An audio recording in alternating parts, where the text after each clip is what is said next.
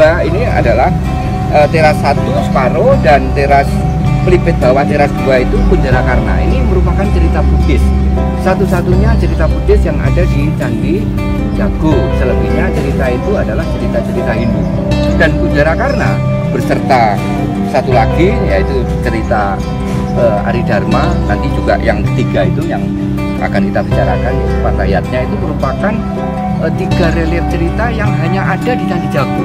Hanya ada di Candi Jago. Di luar Candi Jago, di Jawa atau di Nusantara belum ketemu. Jadi cerita Aridharma atau Angkling Darmo, kemudian Kunjarakarna dan Partayatnya ini merupakan cerita yang hanya kita dapati di Candi Jago. Itu unikumnya, itu istimewanya Candi Jago. Nah, jadi ini di teras ketiga yang paling reliefnya paling besar itu adalah cerita tentang Partayatnya. Parta itu adalah nama muda dari Arjuna. Jadi setelah dewasa nama sebutannya itu adalah Arjuna, nama mudanya Parta. Ya, oleh karena itu kisahnya disebut dengan Partayatnya. Nah, Partayatnya ini merupakan cerita pendahuluan. Jadi cerita yang mengawali dari cerita yang kita sangat kenal, yaitu cerita Arjuna Wiwaha. Itu yang dipahatkan di teras ketiga. Ya, jadi ini semacam berkesinambungan antara Partayatnya yang ada di teras kedua dan Arjuna Wiwaha yang ada di teras yang ketiga. Nah, yang paling akhir pada tubuh candinya itu dipahatkan cerita Krishnayana. Jadi dengan demikian total pada relief Candi Jago ini ada 6 relief cerita. Bisa mulai dari cerita Tantri yang teras 1, disambung lagi masih di teras 1 itu cerita Aridharma atau Angkling Darmo, disambung masih teras 1 Kunjarakarna, tidak selesai di teras 1 Kunjarakarna disambung ke pelipit bawah teras kedua. Nah, kemudian cerita utama pada teras kedua itu adalah Partayatnya. Partayatnya itu adalah relief cerita yang keempat. Relief cerita yang kelima itu Arjuna Wiwaha, dan relief cerita yang terakhir yang ada di tubuh candi itu adalah Krishnayana. Nah, dari berbagai relief cerita yang ada di Candi Jago ini, ada beberapa di antaranya yang memuat kisah adegan yang berhubungan dengan perempuan. Oleh karena itu, mengapa kita bisa melakukan, saya katakan kita bisa melakukan studi khusus tentang citra wanita Jawa kuna itu pada relief yang ada di Candi Jago. Nah, kita akan lihat salah satu ya, monggo. Kita bisa sambil jalan.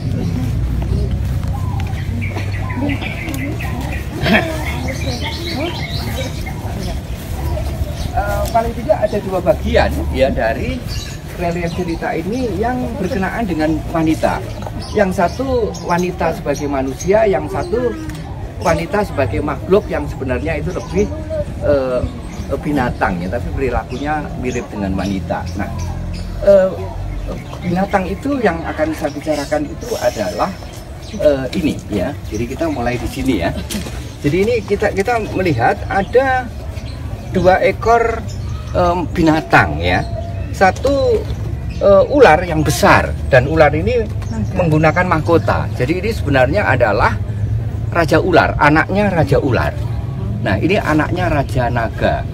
Jadi kalau di dalam bahasa Sanskerta itu disebut Nagini atau Nagin ya, atau Nagini Kanya ya. Jadi ini karena masih belum menikah maka dia Kanya. Kanya itu artinya perawan.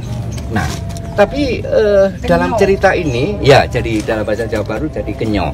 Nah, dalam cerita ini dia terlibat hubungan terlarang dengan ini ada binatang lagi, ukurannya lebih kecil. Ini adalah ular hitam. Kalau di dalam teks di dalam teks Aridharma ya, Aridharma itu disebut dengan ula deles ya.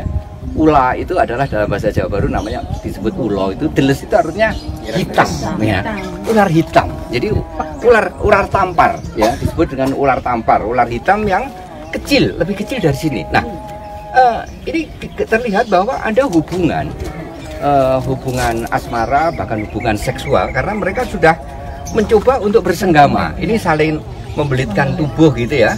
Mencoba. Nah, ini tindakan ini dianggap dinilai sebagai tindakan yang tak bersenonoh. Yang pertama, nggak level antara manusia, anaknya Raja Naga yaitu Nagini Kanya dengan ular deles ya.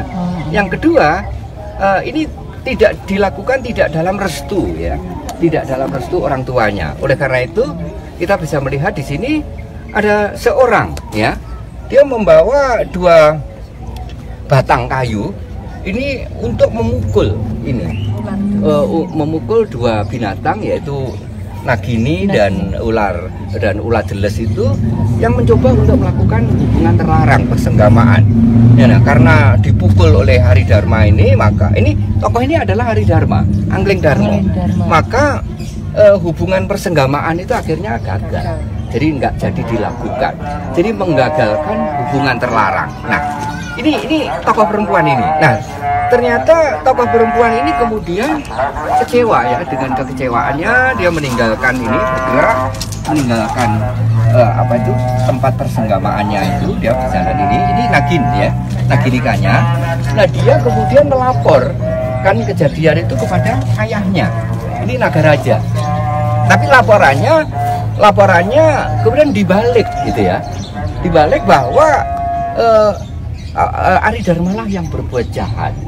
Jadi dia melukai ya, berbuat jahat kepada dirinya, kepada Nagini tanpa menyebut ular deles sebagai pasangan untuk praktek senggamanya. Nah ini ya, nah ini yang melaporkan. Jadi Nagini Kanya melaporkan Nagaraja. Nah inilah yang kemudian Nagaraja mengundang laki-laki yang menggagalkan persenggamaannya itu, yaitu Ari Dharma, untuk menanyakan mengklarifikasi tentang kejadian yang sebenarnya. Nah, Ari Dharma kemudian menceritakan tentang kejadian yang sebenarnya. Jadi latar belakang melarang hubungan itu karena itu menggagalkan hubungan sanggama itu karena itu tindakan terlarang. Jadi hubungan seksual yang terlarang. Nah, justru Nagaraja itu justru berterima kasih kepada Ari Dharma karena menyelamatkan anaknya dari tindakan yang salah. Nah, atas dasar jasa dari Ari Dharma itulah maka Nagaraja memberikan satu ajian, satu ilmu kepada Ari Dharma. Ilmu itu kalau dalam bahasa Jawa disebut dengan aji kineng. Ya, aji kineng itu adalah ajian di mana seseorang bisa memahami bahasa binatang. Nah, ini mirip dengan apa yang dimiliki oleh Nabi Sulaiman itu ya. Nah, Nagaraja berpesan kepada Ari Dharma agar kemampuannya untuk memahami bahasa binatang itu dijaga sedemikian rupa, diserahasiakan sedemikian rupa. Jangan sampai dikatakan kepada siapapun. Jangan sampai mengatakan pada siapapun bahwa dirinya mengetahui atau memahami bahasa binatang, apalagi mengatakan bahwa aji gendeng itu diperoleh dari Nagaraja. Itu pesannya. Dan Ari Dharma atau Angling Darmo itu adalah orang yang terbilang taat azas. Jadi membuat perjanjian semacam itu dia pegang perjanjiannya. Apapun dia tidak akan membocorkan tentang rahasia kemampuan dirinya untuk memahami bahasa binatang yang diperoleh dari Nagaraja. Nah, jadi ini contoh tentang bagaimana perilaku perempuan gitu ya, contoh. Tapi digambarkan sebagai binatang ya, sebagai Nagini ya. Jadi sebenarnya orang seringkali ya walaupun dia melakukan tindakan yang salah, tapi untuk menutupi kesalahan kemudian berkilah dengan mengisahkan yang sebaliknya. Tapi untung investigasi yang dilakukan Nagaraja itu bisa mengclearkan persoalan. Nah, pertanyaannya sekarang, apakah ajian untuk bisa memahami bahasa binatang itu justru menguntungkan diri Ari Dharma atau justru merugikan? Kalau kita lihat ini kan kemampuan yang tidak dimiliki oleh orang lain. Mestinya itu menguntungkan. Tapi pertanyaannya apakah betul-betul menguntungkan? Kita lihat di sini.